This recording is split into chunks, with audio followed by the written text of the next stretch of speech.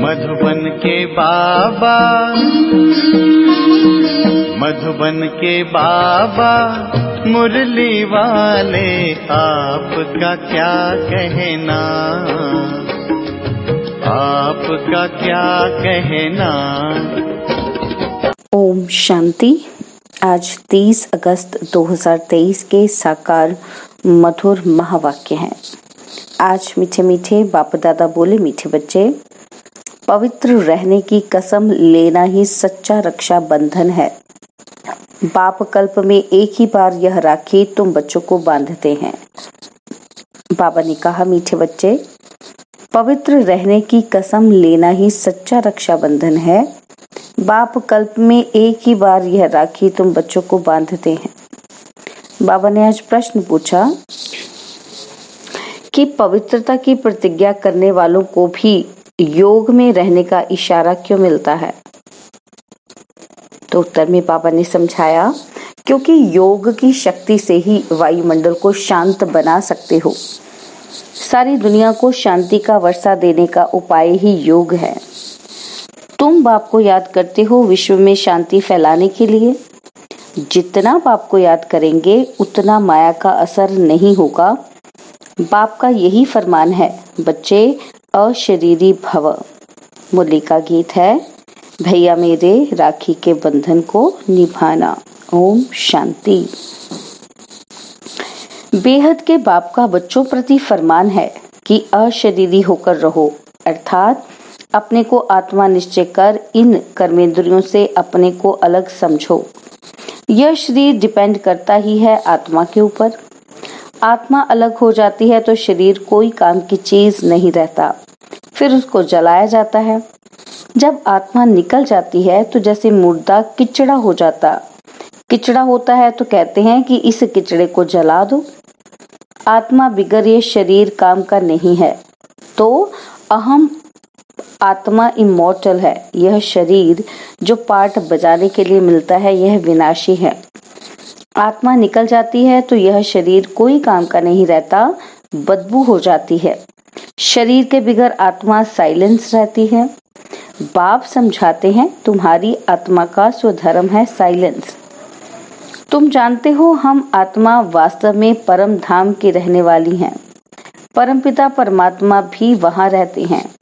जब कोई दुख होता है तो बाप को याद करते हैं, मुझे इस दुख से छुड़ाओ। आत्मा ही सुख दुख में आती है। बहुत सन्यासी आदि हैं जो कहते हैं कि आत्मा निर्लेप है, परंतु नहीं, आत्मा में ही खाद पड़ती है। सच्चे सोने में सिल्वर पड़ती है तो सोना 24 कैरेट से 22 कैरेट बन जाता है। सच्चे सोने में खाद डाल देते हैं तो जेवर मुलम्मे का हो जाता है। आत्मा ही मुख्य है। आत्माओं का बाप है परम पिता परमात्मा। वही आकर इस समय बच्चों को कहते हैं कि अब शरीर का भान छोड़ दो। मैं आत्मा हूँ, बाप के पास जाता हूँ। हम हैं पांडव। पांडवों का प्लान यह है, पहले यादव यूरोपवासी, फिर कौरव और यहाँ है पांडव। बरोबर महाभारी लड़ाई लगी और फिर जय जयकार हो गया। यह राजयोग है ही नई दुनिया स्वर्ग के लिए। पांडवों की जय जयकार हुई और सब खलास हो गए। जय जयकार होती ही है सतयुग में। राखी का त्योहार भारतवासी मनाते हैं, राखी बांधते हैं। अभी यह बच्चे जानते हैं कि राखी एक ही बार बांधते हैं, जो फिर हम 21 जन्म पवित्र रहें। तो जरूर कलयुग अंत में राखी बांधने वाला चाहिए। राखी कौन आकर बांधते हैं, कौन प्रतिज्ञा कराते हैं? स्वयं बाप और जो उनके वंशावली ब्राह्मण हैं। सच्चे सच्चे ब्राह्मण तुम हो। ब्राह्मण ही राखी बांधते हैं।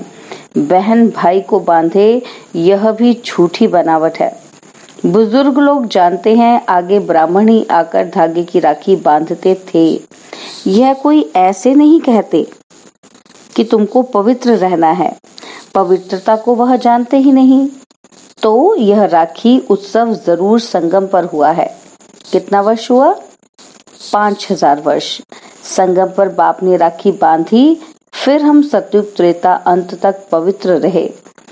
फिर भक्ति मार्ग से यह राखी त्योहार शुरू हो गया। कहते हैं यह उत्सव परंपरा से मनाते आए हैं, परंतु ऐसे तो है नहीं। 5000 वर्ष में हम एक ही बार राखी बांधते हैं। जब द्वापर से पतित बनते हैं तो वर्ष वर्ष राखी बांधते हैं, क्योंकि अपवित्र बनते हैं। जैसे वर्ष वर्ष रावण को भी जलाते हैं, वैसे वर्ष वर्ष राखी भी बांधते हैं। वास्तव में इनका अर्थ तुम समझते हो। बाप आकर कहते हैं, बच्चे प्रतिज्ञा करो, राखी बांधने से कुछ नहीं होता है। यह तो कसम उठाया जाता है कि बाबा हम अभी पवित्र रहेंगे। तो ड्रामा में इन उत्सवों की नूंद है। सत्युग त्रेता में राखी बांधने की दरकार नहीं रहती, वह है ही वॉइसलेस वर्ड। इस समय अपनी है चढ़ती कला, फिर तो उतरना होता है। हम फिर से सतोप्रधान देवता बनेंगे। ब्राह्मण कहते हैं कि हम अभी ईश्वर की संतान हैं, फिर से देवता बनते हैं।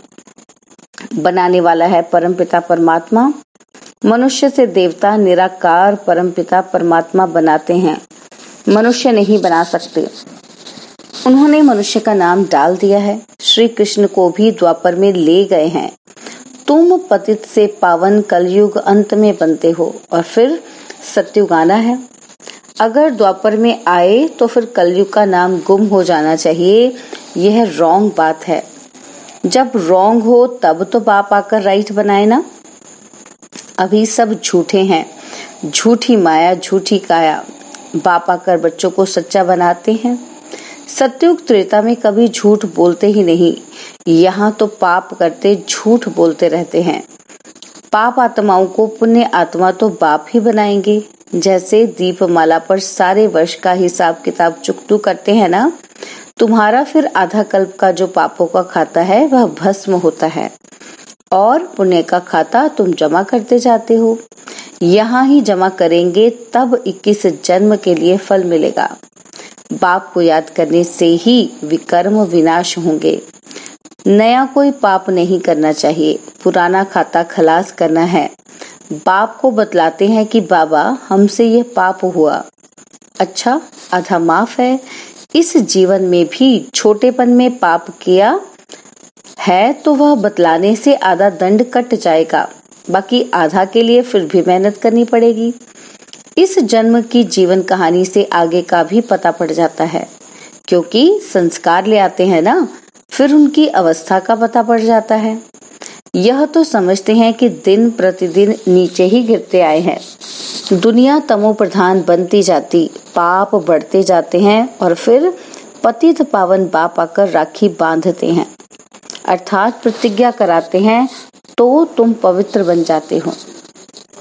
परमात्मा तुमको पवित्र बनाते हैं। तो परंपरा अर्थात हर 5000 वर्ष बाद यह सच्ची सच्ची राखी बाप से बंधवाते, फिर उसकी रस्म रिवाज आधा कल्प चलती है। उसका महत्व बहुत है। पहले पहले महत्व है जो राखी बांधते हैं, उनका उत्सव है मुख्य। ऊंचते ऊंच उत्सव है शिव जयंती, जिसका कोई को पता नहीं है कि वह कब आए, क्या आकर किया। इब्राहिम, बुद्ध, क्राइस्ट आदि कब आए यह तो सब जानते हैं ना।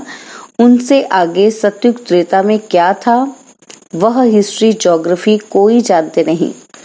देवी देवताओं की राजधानी कैसे स्थापन हुई, कितना समय चली, यह कोई जानते नहीं।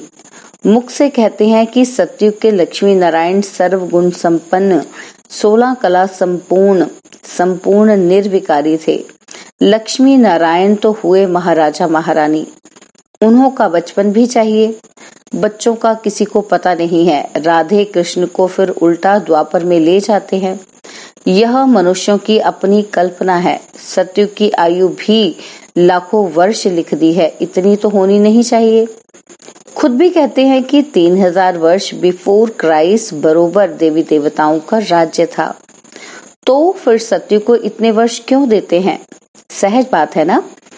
परंतु माया पत्थर बुद्धि बना देती है, जो बिल्कुल ही भूल जाते हैं कि हम देवी देवता थे। नंबर 1 ही जब नारायण बनता है तो उनको ये ज्ञान नहीं होता, ज्ञान प्राय लोप हो जाता है। बाप कहते हैं अभी तुमको ज्ञान देता हूँ मनुष्य से फिर देवता बनाने का। देवता बन गए फिर क्या सिखलाएंगे? दरकार ही नहीं, तो राखी का उत्सव भी तुम जानते हो। यह सब उत्सव वर्ष वर्ष होते हैं। कुंभ का मेला, सागर नदी का मेला भी बड़ा भारी लगता है। सागर और ब्रह्मपुत्रा नदी का मेला मशहूर है। सागर तो बाप है, उनसे पहले यह ब्रह्मपुत्रा निकली, फिर वृद्धि होती जाती है। सागर और ब्रह्मपुत्रा का मेला देखने में आता है। वहां फिर है नदियों का मेला, उसमें भी साफ पानी और मैला पानी दिखाई पड़ता है। वहां भी हर वर्ष मेला लगता है। वर्ष वर्ष जाकर पति से पावन बनने स्नान करते हैं। अभी तुम संगम युग पर हो, बरोबर इस समय तुम ज्ञान सागर से आकर मिले हो। यह है संगम का सुहावना समय, जबकि आत्माओं का परमपिता परमात्मा से मिलन होता है। तुम बच्चे जानते हो कि जो भी पर्व मनाते हैं वह सभी अभी के हैं। आज है रक्षाबंधन, बाबा थोड़ी राखी भी ले आए हैं। अब बाबा पूछते हैं कि किसको शिव बाबा से राखी बंधवानी है, वह हाथ उठावे। तो पहले तो 2-4 ने हाथ उठाया। फिर बाबा ने कहा कि शिव बाबा से जिनको राखी बंधवानी हो वह हाथ उठाएं। तो मेजॉरिटी ने हाथ उठाया। बाप दादा बोले, क्या तुम सब पावन नहीं बने हो जो राखी बंधवाते हो? फिर मम्मा से बाप दादा ने पूछा तो मम्मा बोली, राखी तो बांधी ही हुई है। देखो, बाबा ने बच्चों की परीक्षा ली तो सब फेल हो गए। मम्मा ने ठीक कहा, तुम तो पवित्र ही हो, बाकी ज्ञान की धारणा पर मदार है।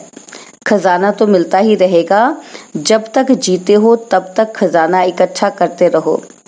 पवित्र तो तुम हो, परंतु याद में रहने से तुम वायुमंडल को शांत बनाते हो, सारी दुनिया को शांति का वर्षा दे रहे हो। पवित्रता की ही प्रतिज्ञा की जाती है। बाप को याद करते हो शांति फैलाने के लिए। यह भी तुम जानते हो, जितना बाप को याद करेंगे माया का असर नहीं होगा। माया के तूफान भी आते हैं ना। बाप तुम बच्चों को पढ़ाकर त्रिकालदर्शी बना रहे हैं। ड्रामा के आदि मध्य अंत को तुम जानते हो। तुम्हारा यह भूलना भी ड्रामा में है, इसलिए फिर से मुझे आना पड़ता है। तुम बच्चों को राजयोग सिखलाने के लिए शिव जयंती मनाते हैं, परंतु अर्थ नहीं समझते। बाबा ने राखी लाई थी क्योंकि एक बच्चा नया आया था। यह पान का बीड़ा उठाना होता है। बाबा, हम राखी बंधवाते हैं, हम पवित्र बन क्यों नहीं बेहद के बाप से वर्षा लेंगे? क्योंकि इसमें पवित्रता है फर्स्ट। बेहद का बाप कहते हैं, आधा कल्प तुमने विषय गटर में बहुत गोते खाए हैं। यह है ही कुंभी पाक नरक। 63 जन्म गोते खाए हैं। अब प्रतिज्ञा करो कि बाबा, हम भी पवित्र दुनिया में चल सुख का वर्षा लूंगा, परंतु हिम्मत नहीं देखते हैं। यह है ज्ञान मानसरोवर।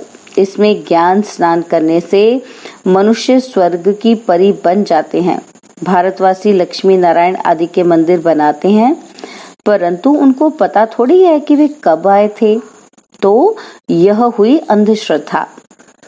तुम बच्चों को अब बाप ने आप समान मास्टर ज्ञान सागर बनाया है।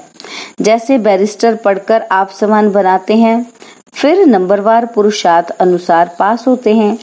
यह भी पढ़ाई है। एम ऑब्जेक्ट क्लियर लिखा हुआ है। शिव बाबा का भी चित्र है, परंतु समझते कुछ नहीं है। गाते हैं कि पतित पावन सीताराम। यह है ही रावण संप्रदाय। इसलिए बाप कहते हैं, अपनी शक्ल देखो। 16 कला संपूर्ण निर्विकारी हो। अपने को आत्मा निश्चय करते हो। तुम्हारी आत्मा का बाप कौन है, उनको नहीं जानते तो तुम नास्तिक ठहरे। फिर नास्तिक लक्ष्मी को कैसे वरेंगे? तुम जानते हो कि बरोबर हम बंदर संप्रदाय थे, अब हम श्री नारायण को वरने लायक बनते हैं। बाप कहते हैं, मैं तुमको माया रावण के राज्य से लिबरेट करने आया हूँ। फिर रावण का बुत कभी जलाएंगे ही नहीं। यह समझने की बातें हैं। जितना पुरुषार्थ करेंगे उतना अच्छा वर्षा पाएंगे।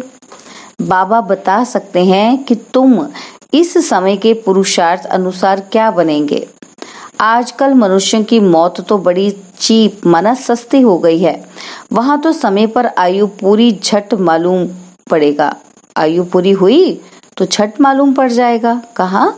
सतयुग में, कि हमको ये चोला छोड़ दूसरा नया लेना है।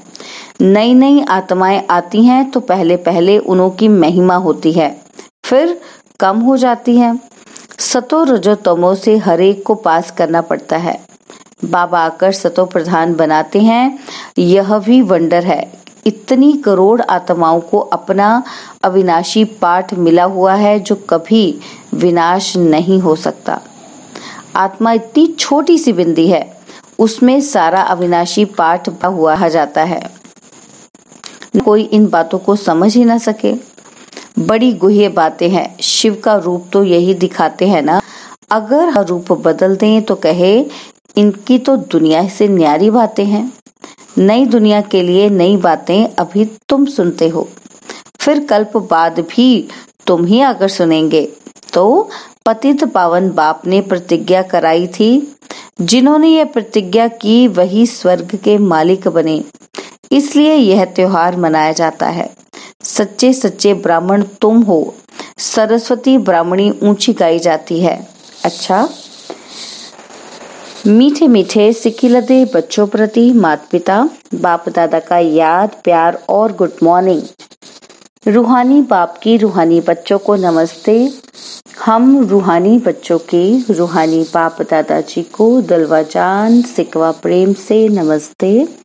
ओम शांति। प्यारे बाबा, मीठे बाबा, मेरे बाबा, शुक्रिया बाबा, शुक्रिया बाबा, शुक्रिया। धारणा के लिए मुख्य सार है। पहला पॉइंट है, पुराने विकर्मों का खाता खलास कर पुण्य का खाता जमा करना है। याद में रहे शांति का वायुमंडल बनाना है। पवित्रता की प्रतिज्ञा कर पवित्र रहने की सच्ची राखी हरेक को बांधनी है।